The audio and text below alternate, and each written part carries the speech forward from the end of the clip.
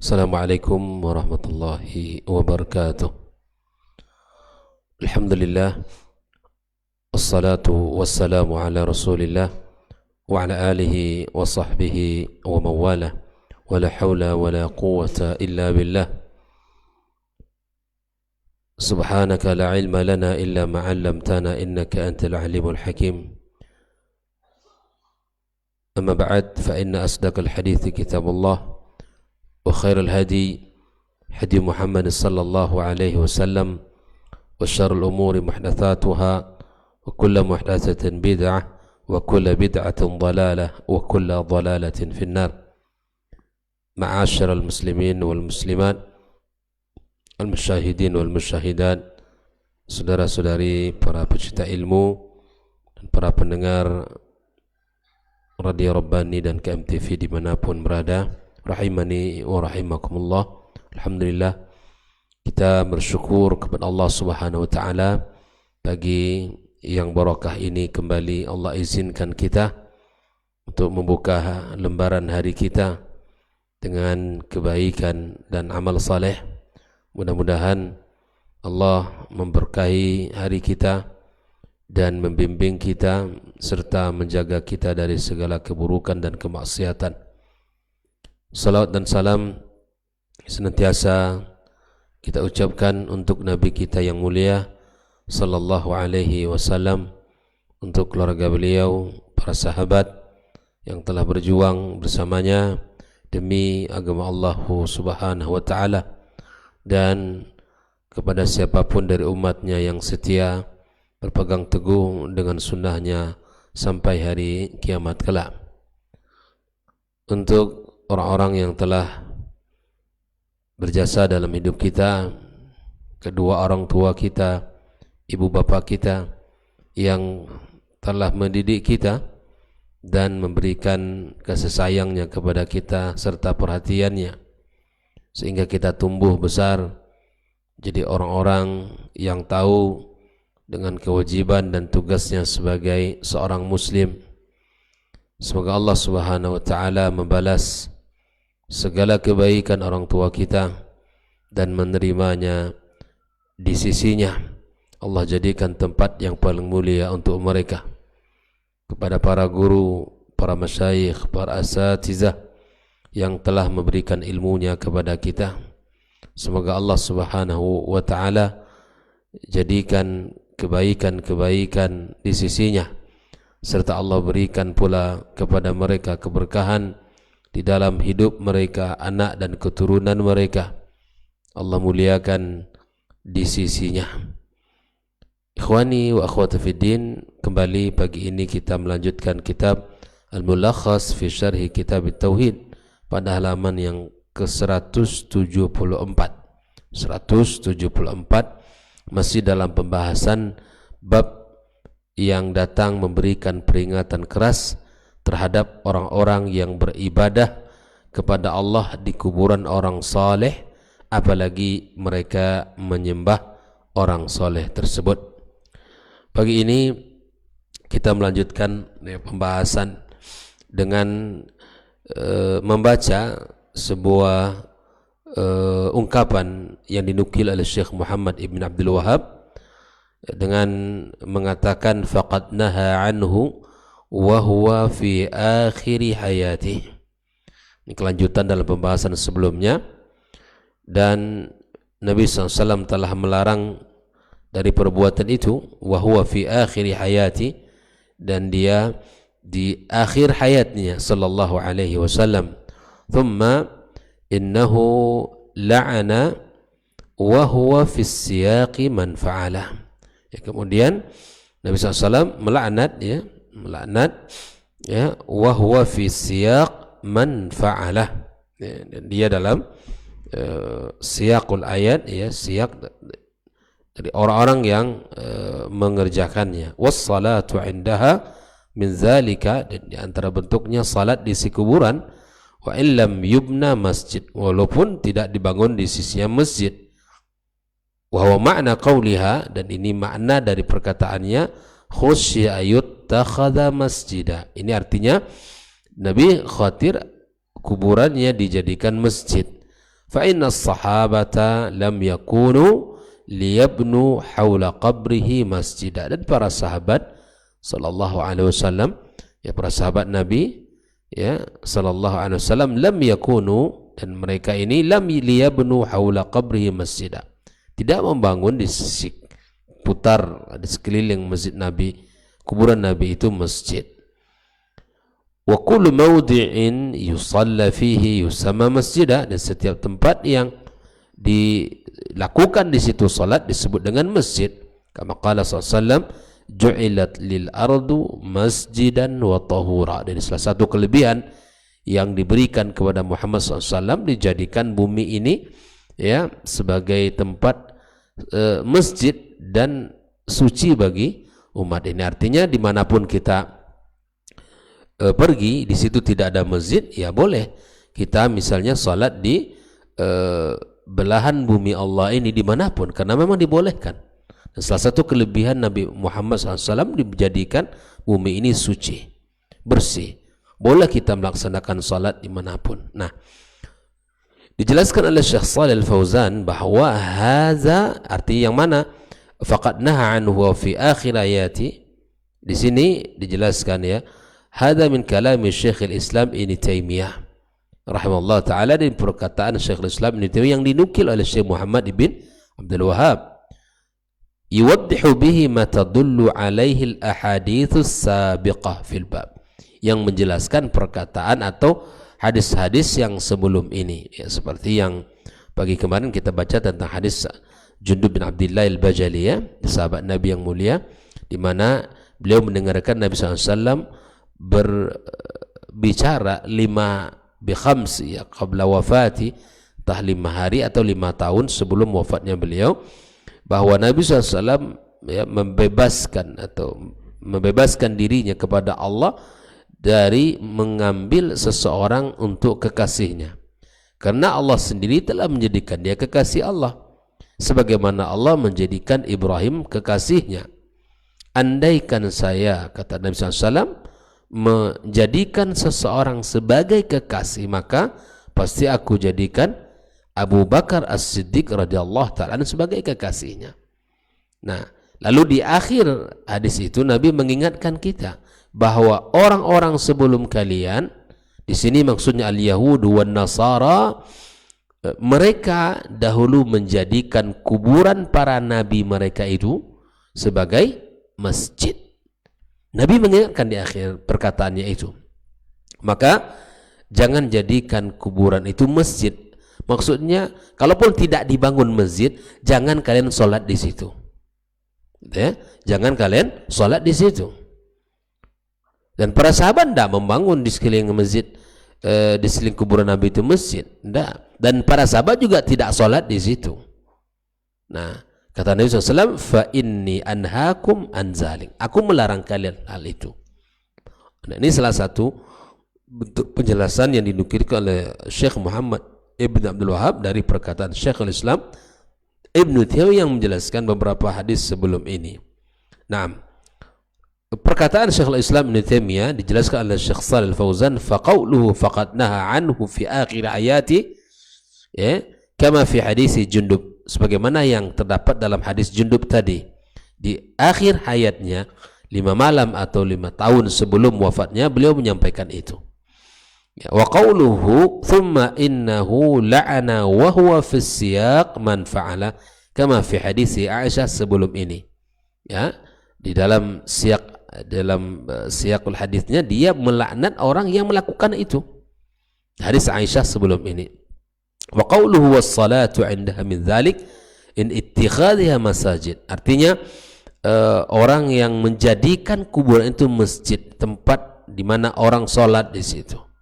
Wa qawluhu wa illam yubna masjid, walaupun tidak dibangun di situ masjid, artinya as-salatu 'indal kuburi min ittikhadhiha masajid, menjadikan salat di kuburan itu artinya menjadikan dia sebagai masjid.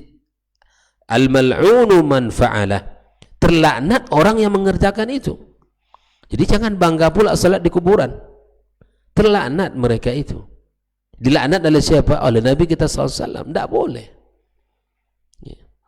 walau biduni bina'i masajid. Kalaupun alasannya kan tidak ada bangun masjid, kami hanya sholat saja, tidak boleh. Nabi yang melarang. Ya. Dalam banyak riwayat Nabi menyebutkan larangan itu. Maka jangan pula bangga para kuburiin ya yang suka sholat di kuburan. Kami bukan menjadikan dia masjid, bukan, tapi tempat hanya sholat beberapa rakaat. Itu yang Anda lakukan itu adalah menjadikannya sebagai masjid. Ya. Wa qawluhu wa huwa ma'na qawliha khasya ayattakhadha masjida. Arti daripada khasya ayattakhadha masjida, khawatir. Kekhawatiran ini kemarin dua hal ya. Kekhawatiran Nabi agar dijadikan kuburannya masjid, dan kekhawatiran para sahabat. Makna qauli Aisyah fi ta'lili dafnin Nabi fi baiti wa adam ibrazi qabri. Ini artinya, ini arti dari perkataan Aisyah radhiyallahu taala sebab di mana Nabi tidak dikuburkan di tempat lain. Ya. Jadi kenapa Nabi dikuburkan di kamarnya Aisyah radhiyallahu taala? Ada salah satu hikmahnya bahwa agar tidak dijadikan kuburan Nabi itu sebagai masjid. Ini rumah Nabi SAW sudah dipagar ya. Ya. Wa qawluhu fa inna as-sahabata lam yakunu liyabnu hawla qabrihi masjida. Sesungguhnya para sahabat ya tidak ya, membangun sekitar masjid kuburan Nabi itu masjid. Artinya lima amilu min tasydidi sallallahu fi dzalika, karena Nabi mengingatkan mereka ya akan hal itu. Peringatan Nabi keras ya, jangan melakukan itu, aku larang ya, kata Nabi, aku larang itu. Wa taghlidihi wa la'ni man fa'alah, dan peringatannya keras dan terlaknat orang yang melakukan hal itu. Fa yakunul maqsudun nahi anis salat inda, maksud daripada larangan itu salat di kuburan Nabi, salat di kuburan orang-orang saleh. Ini dibahas ya. Ini disampaikan karena apa? Ini akan menjadi celah kesyirikan. Kalau salat dia di masjid bukan di kuburan. Ya. Wa qawluhu wa kullu mawdi'in qusidatis salatu fihi faqad ittukhidha masjid. Perkataan yang disampaikan dari akhir ini adalah likauni uidda lis-salati wa illam yubna. Salat yang didirikan di samping kuburan walaupun tidak ada gedung masjid, bangunan masjid, itu artinya dijadikan dia sebagai tempat salat dan walaupun tidak dibangun masjid. Wa qawluhu bal kullu mawdi'in yusalla fihi yusamma masjid. Setiap tempat yang didirikan salat di situ dinamakan masjid. Saya ulangi, setiap tempat yang didirikan di situ salat dinamakan masjid. Ai wa illam yuqsad bidzalik bi khususih bal awqa'at fi shalah 'ardan lamma hana waqtuha fi. Ya. Walaupun tidak dimaksudkan secara khusus ya, tapi salat dilakukan di situ ketika waktunya masuk, maka dinamakan di situ masjid. Wa qawluhu kama qala Nabi sallallahu alaihi wasallam ju'ilat lil ardu masjidan wa tahura. Ya. Di sini artinya arada bihi al-istizlal, di mana ingin dijadikan sebuah dalil lil jumlati allati qabla, untuk kalimat sebelum ini semuanya. Haitsu samma sallallahu alaihi wasallam fi hadzal hadithi al-arda masjidan. Nabi menyebutkan di dalam hadis ini bumi ini adalah masjid. Tajuzu salatu fi kulli buq'atin illa mastathnahu dalil. Artinya dimanapun saja belahan bumi ini ya berada kita ya, dan kita bisa salat di situ kecuali ada tempat-tempat yang dilarang oleh dalil yang telah disebutkan, itu tidak boleh kita salat. Alhamdulillah, inilah pembahasan yang disebutkan dalam kitab ini di dalam menyempurnakan beberapa hadis sebelumnya. Nah, kita lanjutkan hadis terakhir di dalam pembahasan ini. Wali Ahmad bi sanadin jayyidin an Ibnu Mas'ud radhiyallahu taala anhu marfu'an. Dari Ahmad dalam kitab musnadnya, dari Ibnu Hibban dalam kitab sahihnya dengan sanad yang jayyid dari Abdullah Ibnu Mas'ud radhiyallahu taala anhu marfu'an, ya hadis marfu'. inna min syirarin nas, ya, sungguhnya min syirarin nas, artinya syirarin nas apa? Di sini adalah manusia yang paling terburuk, ya. Man tudrikuhumus sa'ah, itu orang-orang yang ketemu dengan hari kiamat. Wahum ahya, dan mereka masih hidup. Kiamat tiba dan dia masih hidup ketika itu. Walladzina yattakhiduna al-qubura masajida, dan orang-orang yang kedua yang paling buruk itu siapa? Orang-orang yang menjadikan kuburan sebagai masjid. Jadi di sini Nabi menyebutkan dua orang yang paling buruk itu manusia itu siapa? Yang pertama, orang yang ketemu dengan hari kiamat dan dia masih hidup. Artinya ketika kiamat tiba dia hidup. Yang kedua, yang paling buruk itu siapa? Orang-orang yang menjadikan kuburan sebagai masjid. Nah, ingat hadisnya sahih. Rawi Abu Hatim fi sahih. Nah, ikhwafillah, syirarin nas di sini bi kasri shin jam'u syarr, ya, af'al tafdil, ya, man tudrikuhumus sa'ah ay muqaddimatiha. Di sini ka khurujid dabah, di sini disebut jelaskan oleh Syekh Shalih Fauzan, termasuklah muqaddimahnya, ya, seperti khurujid dabah wa tulu'is syamsi min maghribiha, seperti terbitnya matahari di ufuk barat yang seharusnya di ufuk timur. Artinya orang yang hari itu, ya, walaupun belum terjadi kiamat, tapi hari itu tanda-tanda kubronya dia sudah menemuinya, ya. Kemudian makna yattakhiduna al-qubura masajid, orang-orang yang menjadikan kuburan sebagai masjid, bis salati indaha wa ilaiha, salat di sisi kuburan itu, atau salat atau untuknya, beribadah untuk orang itu. Al-ma'na al-ijmali al-hadith, makna global dari hadis ini, yukhbiru sallallahu alaihi wasallam amman taqumu sa'atu alaihim. Nabi menyebutkan tentang dalam hadis ini orang-orang yang, ya, ketemu dengan hari kiamat. Wahum ahya, sementara ketika itu masih hidup. Subhanallah, jangan bangga ya kalau ketemu nanti dengan hari kiamat. Ya, kita berlindung. Kenapa? Karena orang terburuk rupanya orang yang ketemu dengan hari kiamat. Karena di saat kiamat dihadirkan oleh Allah, itu orang-orang sudah jauh dari agamanya. Orang-orang sudah tidak lagi dalam keadaan beriman kepada Allah Subhanahu wa ta'ala. Wahum ahya'un annahum syirarun nas, dia hidup di saat kiamat tiba dan merupakan orang-orang yang terburuk. Wa minhumul ladzina, dan begitu juga dalam hadis ini Nabi mengingatkan kita akan buruknya siapa? Orang-orang yang salat di kuburan. Akankah hari setelah ini mau tetap salat di kuburan? Telah dijelaskan oleh Rasul dengan hadis yang gamblang, yang jelas, bahwa mereka yang terburuk dari umat ini, ya. Wa yabnuna 'alaiha al-kubab wa hadha tahzirun li ummati, ya, dan ini merupakan peringatan bagi umatnya, ain taf'al ma'a quburi nabiyihim, ya, mereka buat terhadap kuburan para nabi mereka. Jangan bangga bisa salat di samping kuburan Nabi.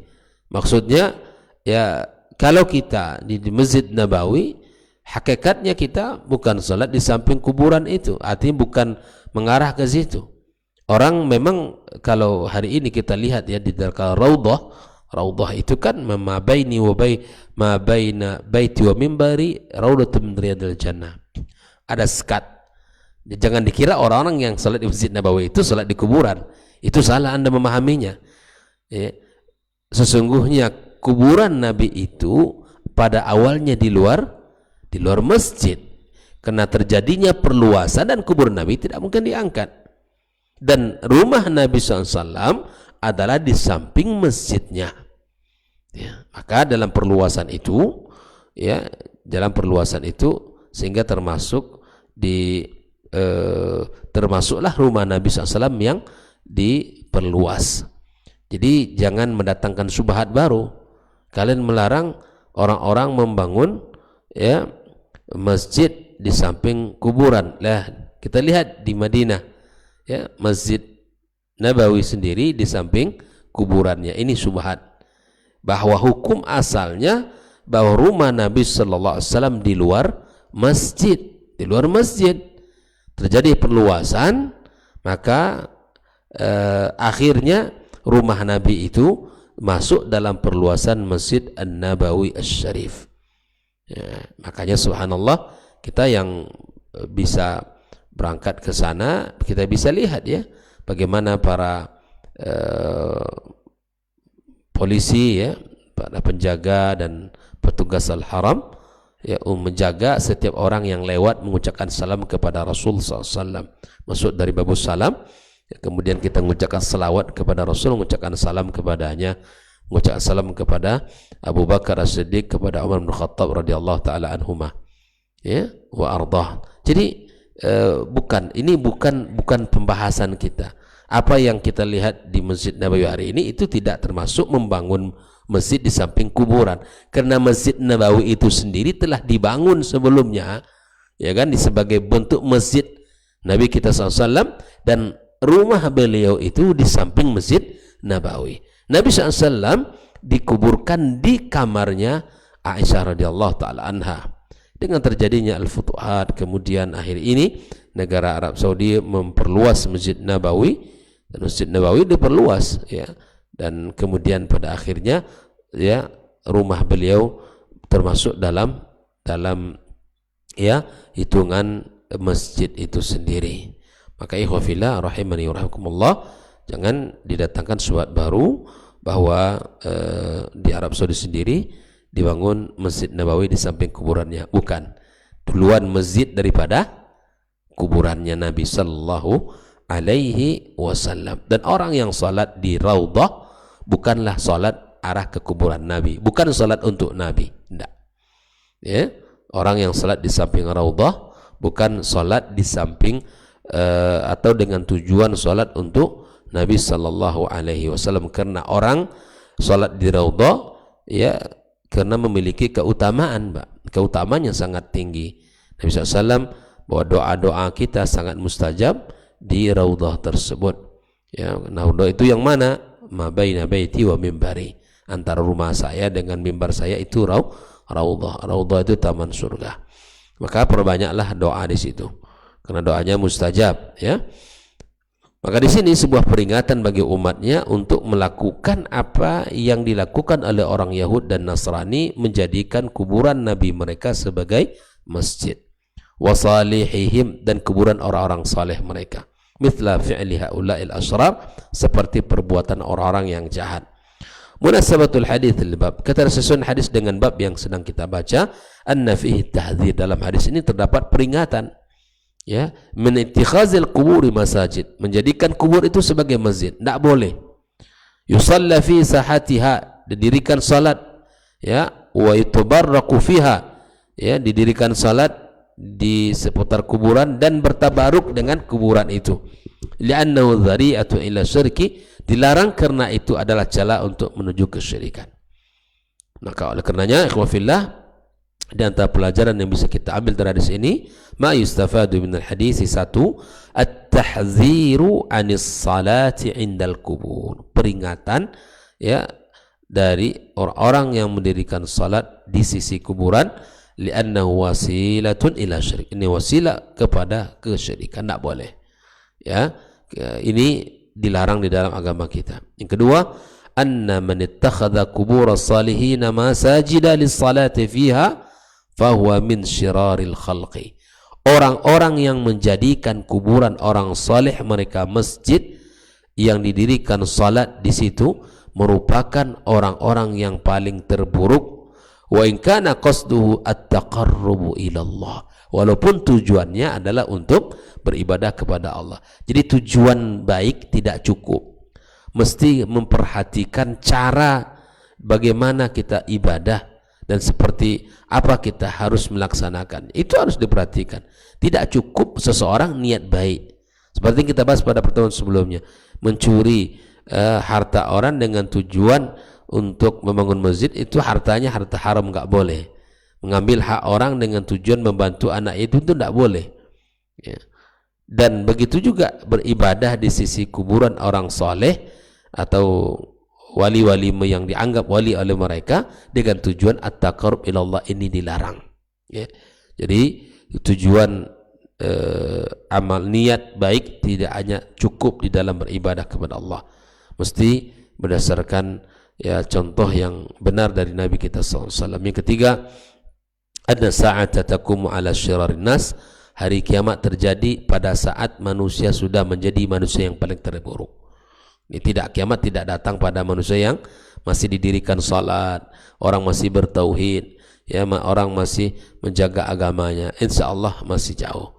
Tapi di saat terjadinya kiamat, itu orang yang paling terburuk yang tersisa di muka bumi ini.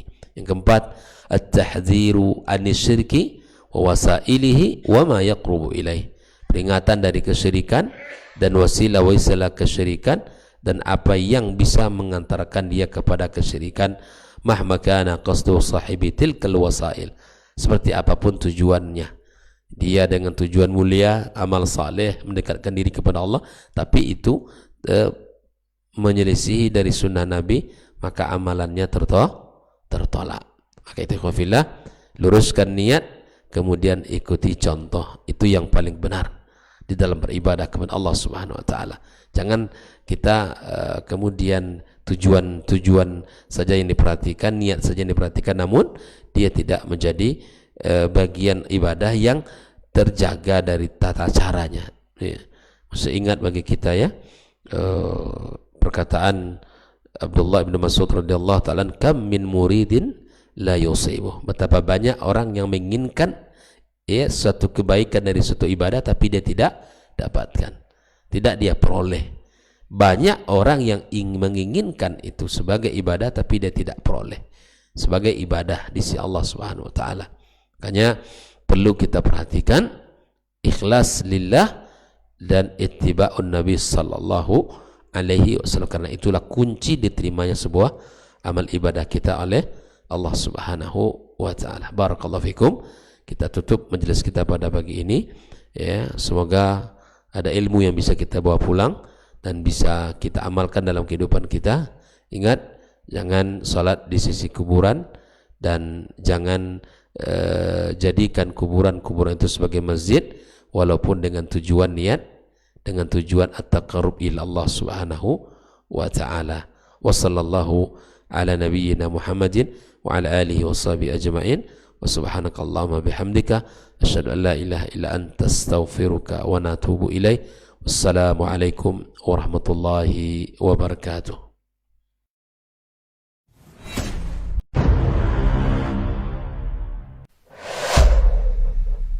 Dunia dan seisinya ini bagi Allah tak sama nilainya dengan sebelah sayap lalat. Barang siapa yang beramal untuk akhiratnya, Allah akan cukupkan baginya urusan dunia. Sayati zamanun 'alan nasi as-sabiru fihim qalqabit al-jamarah. Akan ada satu masa di akhir zaman yang berpegang teguh dengan agamanya seperti orang yang sedang memegang bara